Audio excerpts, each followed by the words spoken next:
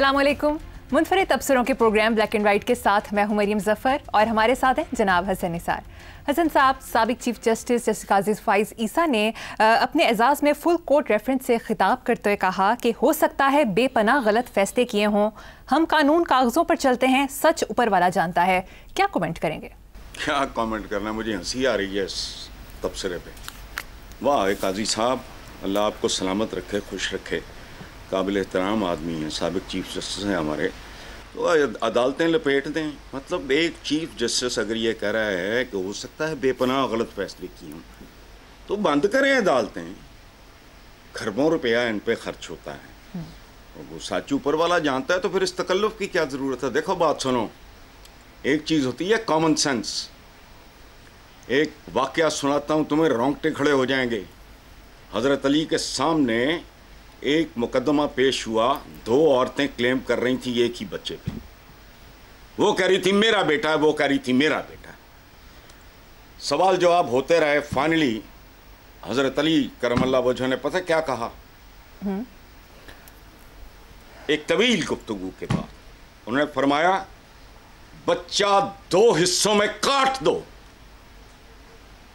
इस बच्चे को तलवार से दो हिस्सों में काट दो, दोनों में बराबर बराबर तकसीम कर दो। जो असली मां थी, जो नकली थी, जिसका क्लेम फॉल्स था, उसके चेहरे पे कोई असर नहीं पड़ा। जो असली मां थी वो चीख उठी कि नहीं नहीं, मेरा नहीं है, मेरा नहीं है।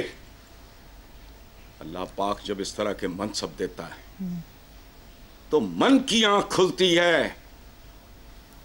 मुझे एक सेंट्रल एशियन एक हुक्मरान का मुझे याद आ रहा है, मैं हुक्मरान का नाम मैं भूल रहा हूँ।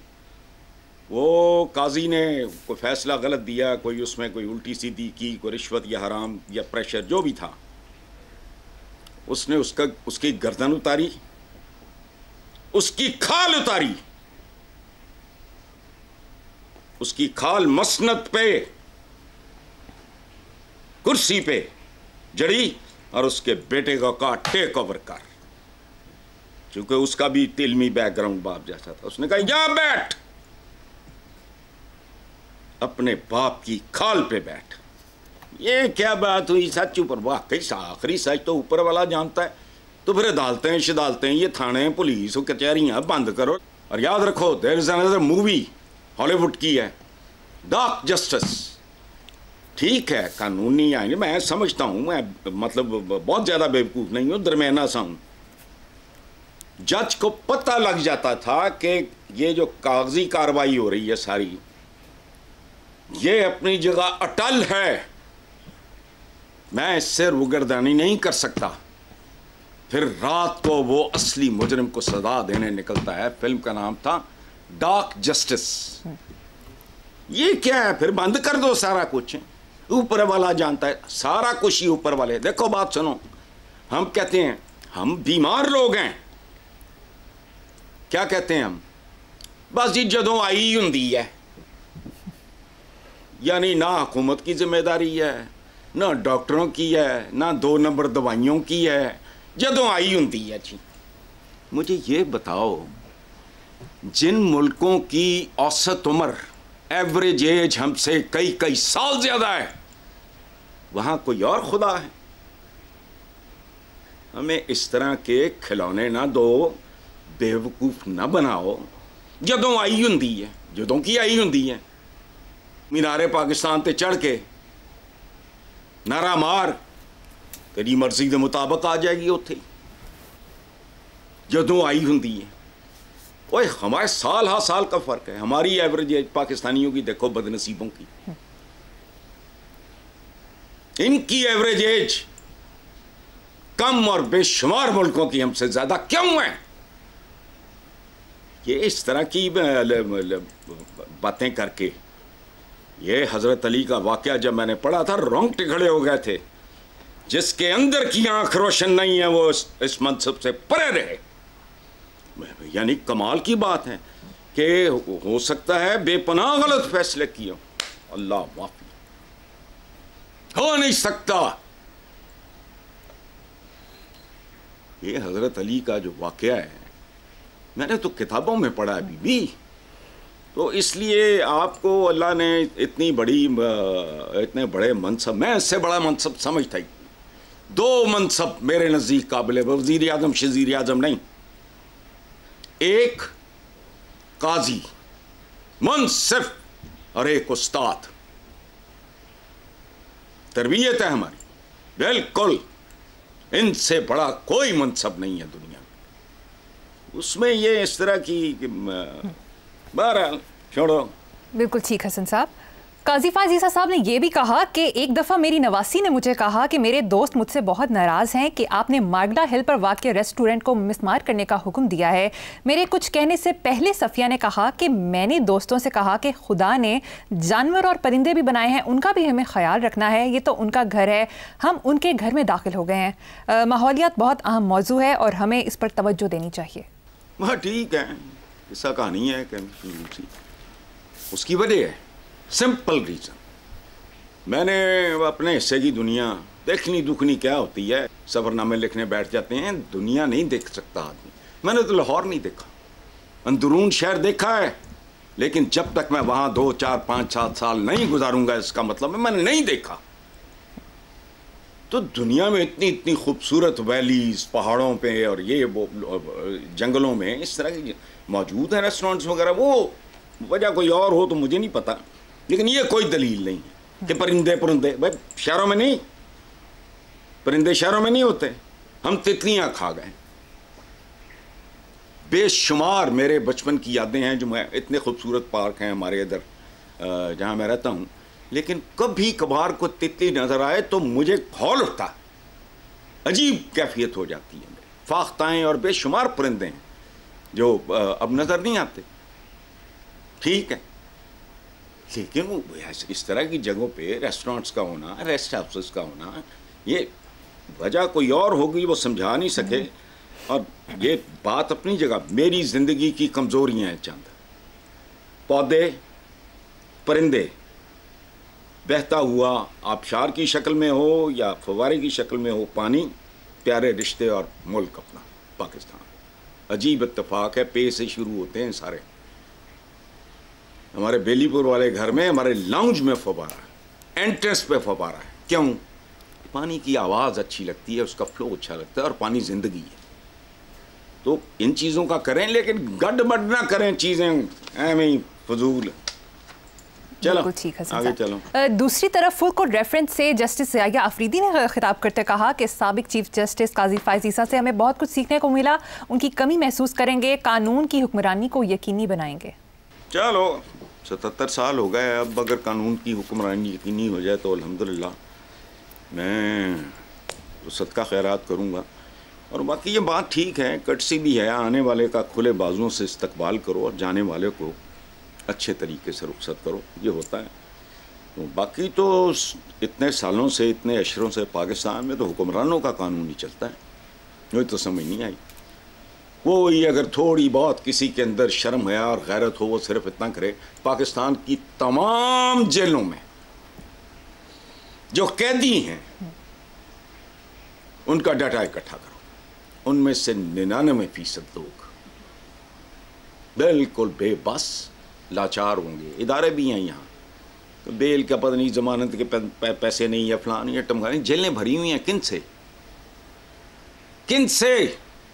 लावारिस लोगों से। एक कत्ल हुआ दिन दिहाड़े, पूरा खानदान डिफेंस में क्या बना, कराची में क्या बना, कोयटा में। मैं हमेशा मिसाल देता हूँ, मेरे दिल पे, मैं तो उनमें से किसी को जानता ही, लेकिन मेरे अंदर, मेरी रूह में घुस गए हैं ये सारे वाक़या।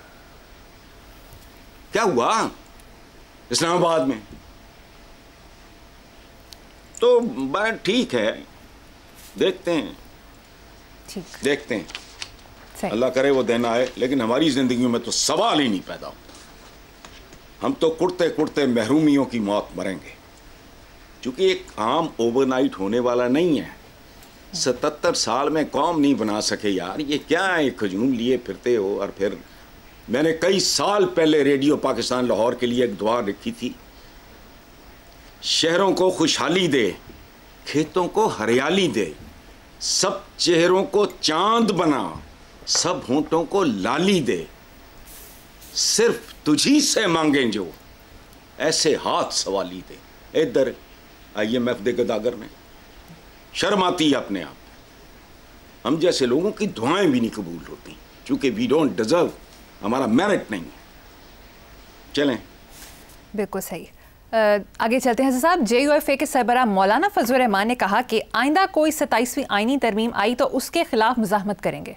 आइंदा मौलाना ने तो 26वीं आईनी तरमीम के हवाले से भी यही कुछ कहा था, बल्कि शायद इससे भी ज़्यादा, लेकिन सज्जी दिखाकर खबी मार दी।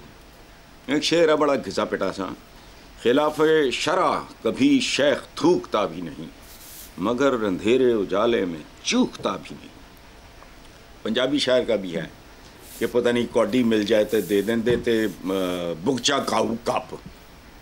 ये मिसरा मुझे याद रह गया कि मतलब कोई एक दमड़ी दुमड़ी मिले वो शेख वापस कर देता है, तो जे कि बुगचा मतलब जिसमें ज़्यादा पैसे होते हैं वो मिल जाए तो बुगचा काऊ कप, तो काऊ कप है।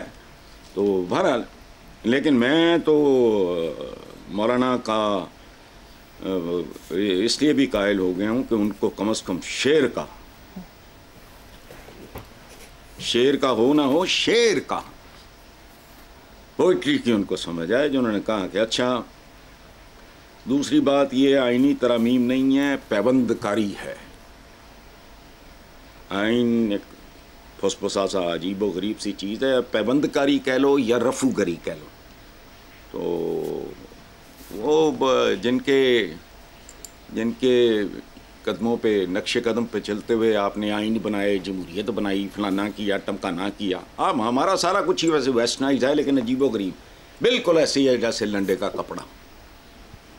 उन्होंने काट पिट के पालन दे रहे हैं, लेकिन स्टिल उसमें वो बात तो नहीं होती जो ओरिजिनल साइज़ की होगी। बहरहाल छोड़ो। तो इन लोगों ने सब ने मिल मिला के कौम को, मुहावरा है ना, ट्रक दी बत्ती पीछे लाना, इन्होंने बेक वक्त कई 100 ट्रक छोड़े हुए हैं।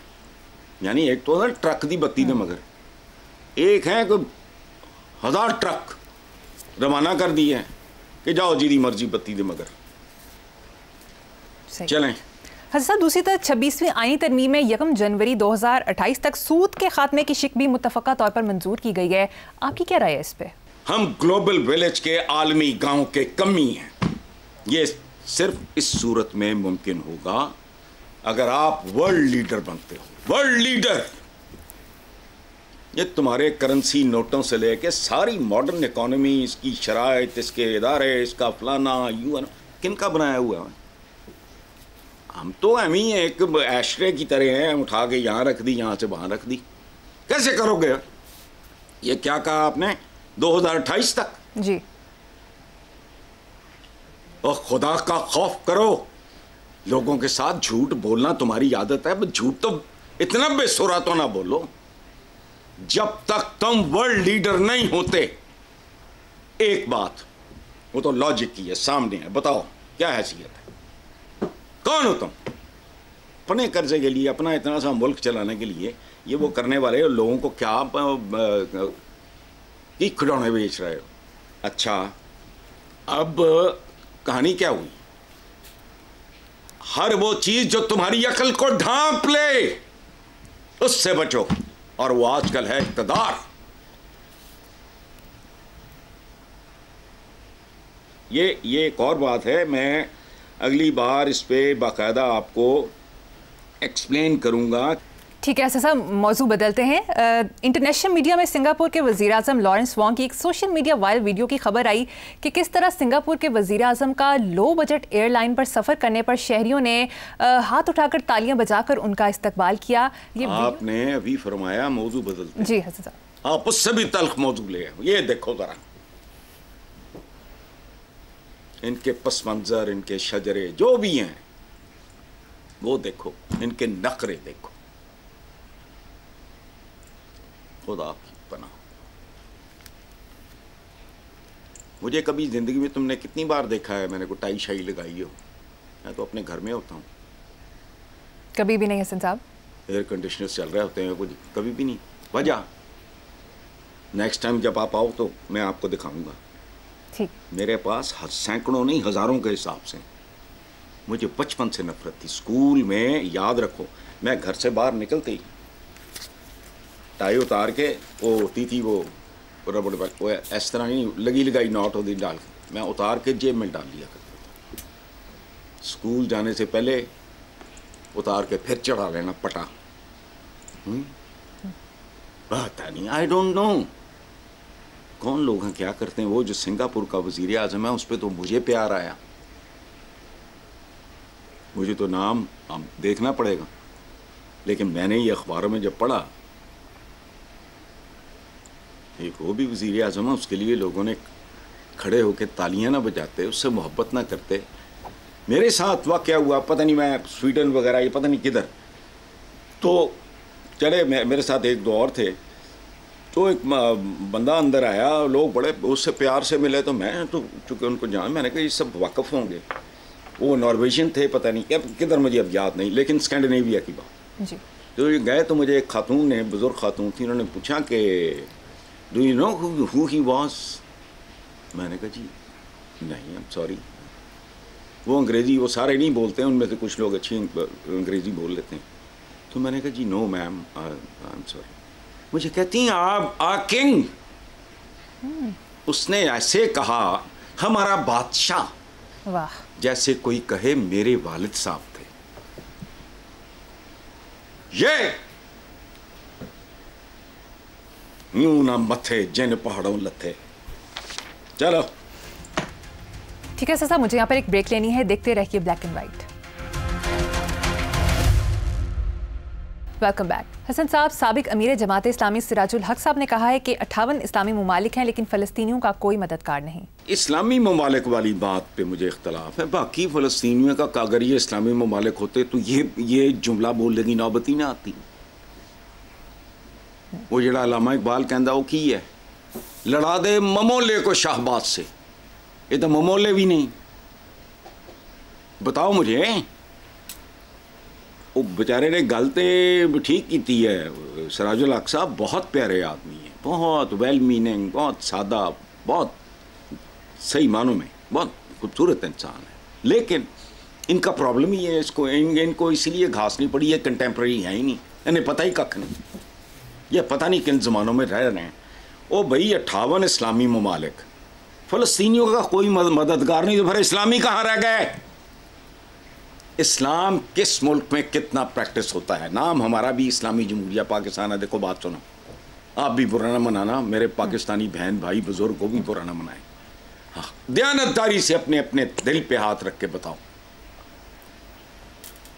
हमारे मुल्क में ज़वाहिर के अलावा ये नमाज रोज़ा हज ज़कात ये वो वगैरह, अमली ज़िंदगी में इस्लाम कितने % प्रैक्टिस होता है? खुदा का वास्ता इस पे झूठ ना बोलना, इस पे मुनाफकत ना करना, सच बोलो।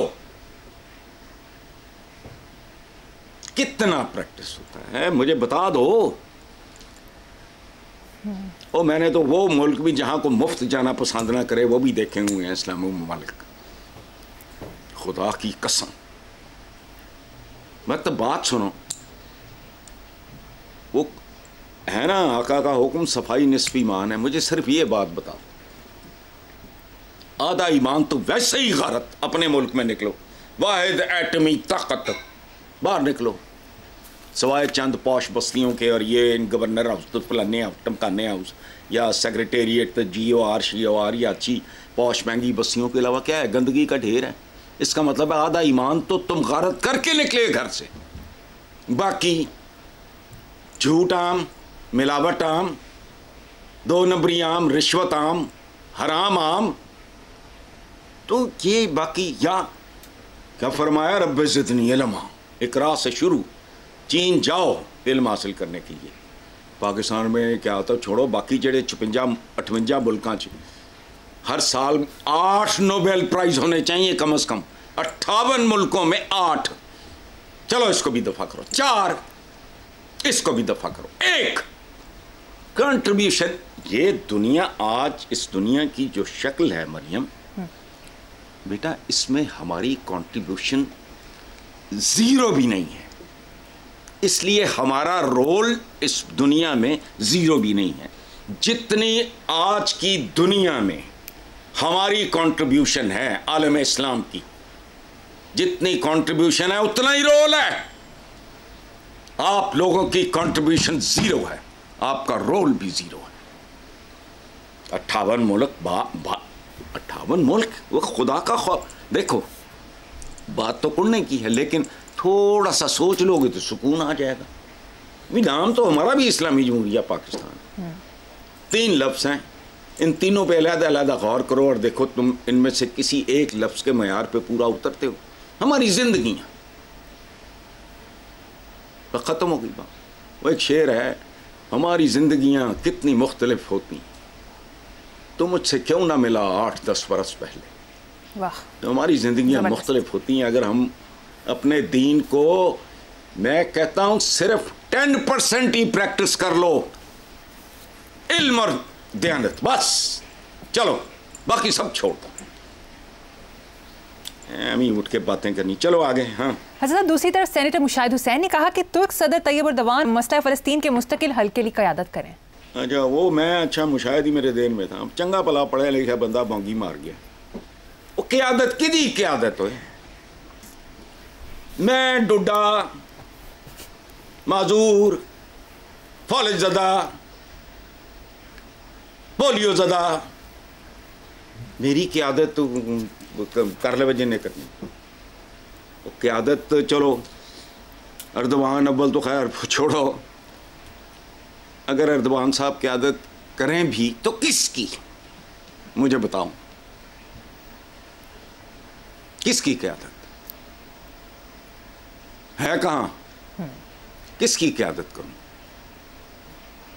एम ही उठ के बात कर देनी है, क़यादत करे मैं ये वो हमारा पता कैफियत क्या है। गली गली में हुआ मेरी हार का ऐलान, ये कौन जाने कि मैं तो बसात पर ही न था। हमें तो लड़वाए बगैर मरवा दिया गया, हरवा दिया गया। क्यों? तालीम मेरे आका का अजीज तरीन ख्वाब था, इल्म हासिल करो। और एक ही बात मान लेते तो सुरखरू होते, मानना नहीं, एम ही बैठे बिठाए।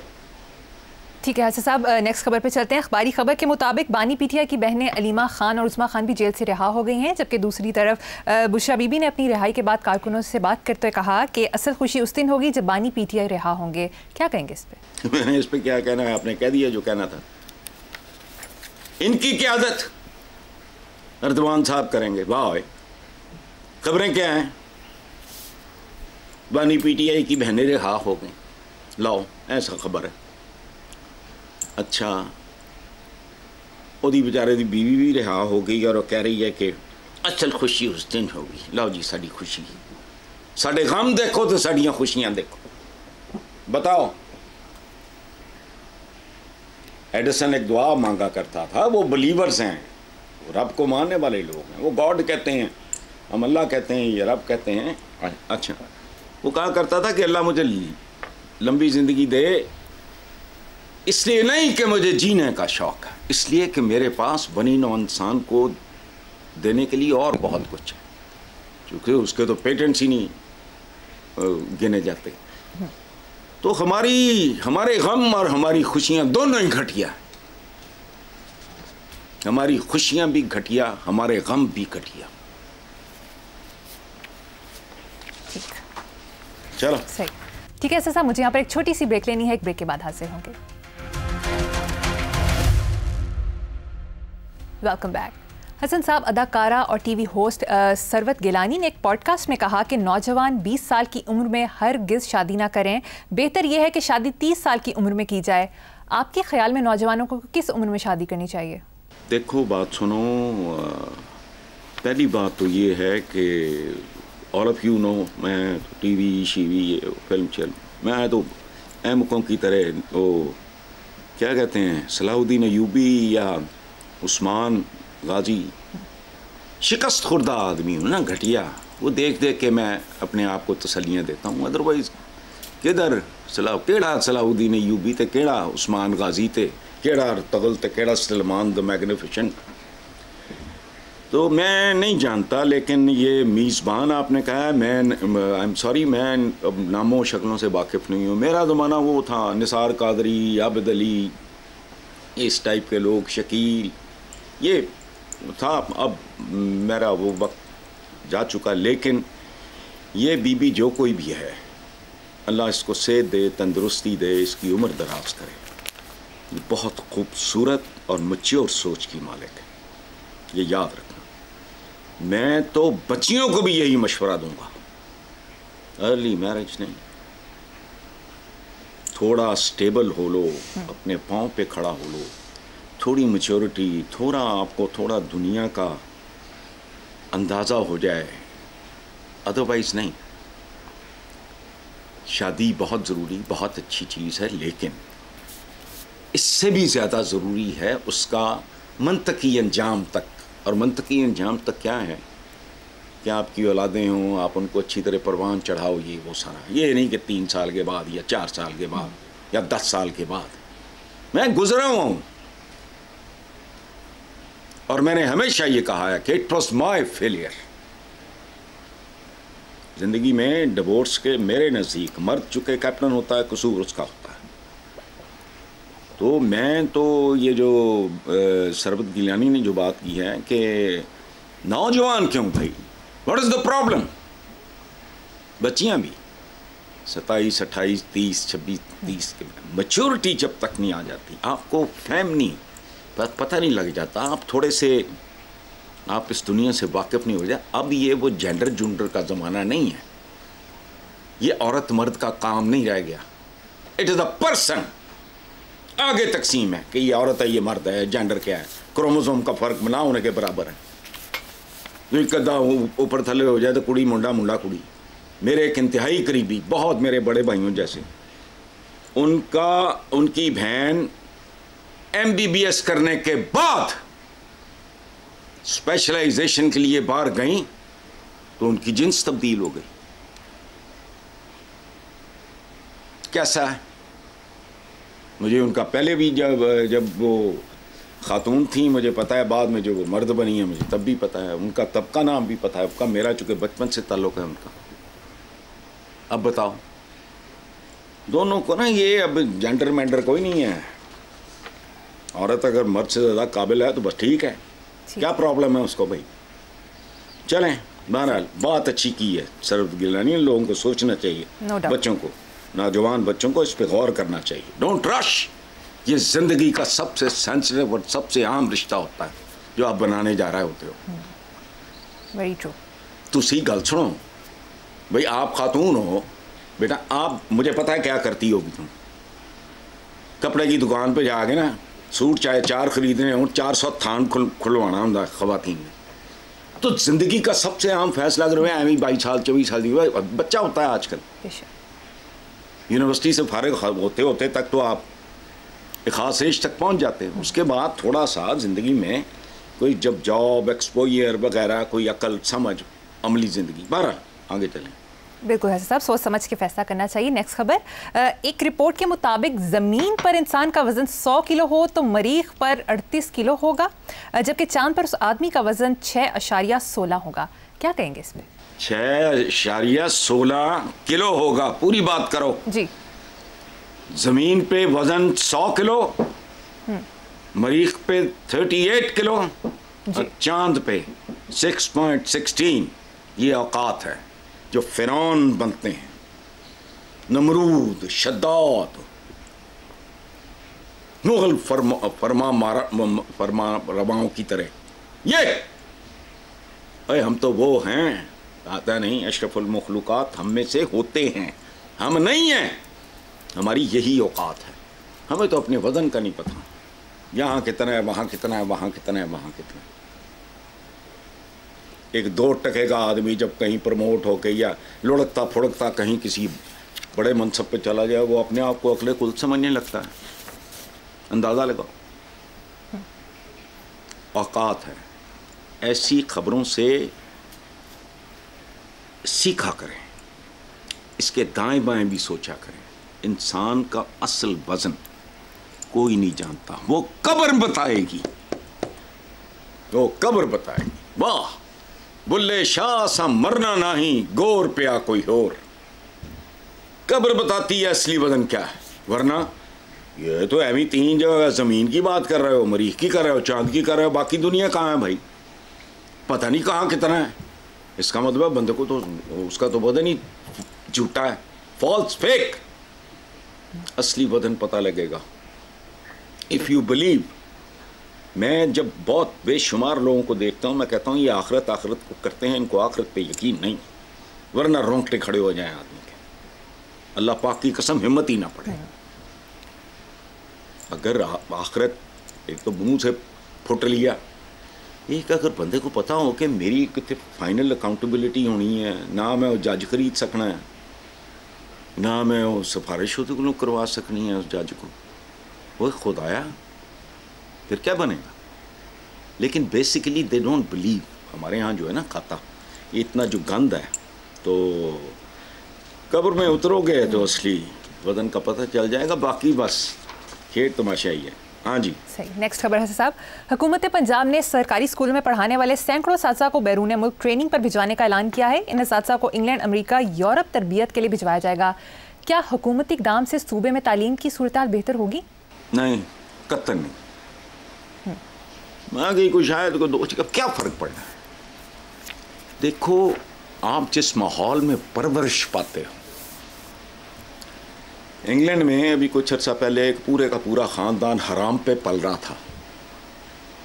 उन्होंने बतौर पता नहीं माजूर या पता नहीं रिटार्डेड या पता नहीं क्या अपने आप को रजिस्टर कराया हुआ था। उनके किसी शरीके ये वो वगैरह ने उस सारे ख़ानदान की तस्वीरें अदालत को भेज दी, वीडियोस, डांस कर रहे थे। उनको तो वहाँ रहते हुए, I know a lot of people, मेरा तो आधा ख़ानदान बाहर है, आधे से भी ज़्यादा, बल्कि उनको वहाँ रहते हुए तमीज़ नहीं आती। तो ये हमें कोर्स की नहीं देर दा, 20 साल का कोर्स है। देखो, असल मसला होता है कि जिस माहौल में आपने परवरिश पाई होती है, फिर डीएनए का एक मसला है, तो ये बुरा तो वो क्या सूख जाएंगे, आएंगे इसी रंग में रंगे जाएंगे।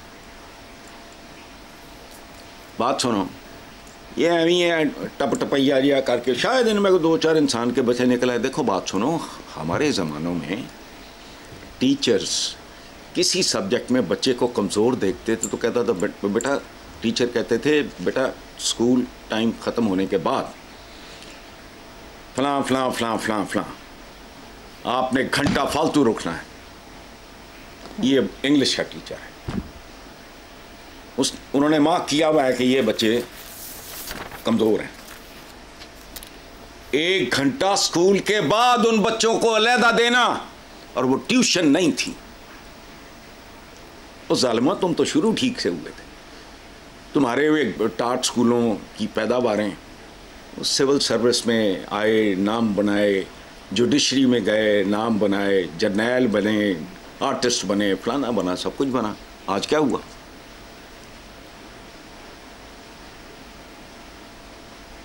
ये मुल्क नहीं है, मंडी है। किसी के हाथ में डंडा है और किसी के हाथ में डंडी है। जरा तगड़ा है वो डंडा, जरा माड़ा है वो डंडी मारता। खत्म। एनवायरनमेंट बदलो, माहौल बदलो। कब से पीट रहा हूं कितने सालों से कि तुम्हारा मसला इक्तिसादियात का है ही नहीं, ये अखलाकियात का है, जिसकी वजह से तुम्हारे हाथों में कशकोल आए, लेकिन तुम्हारे हाथों में नहीं।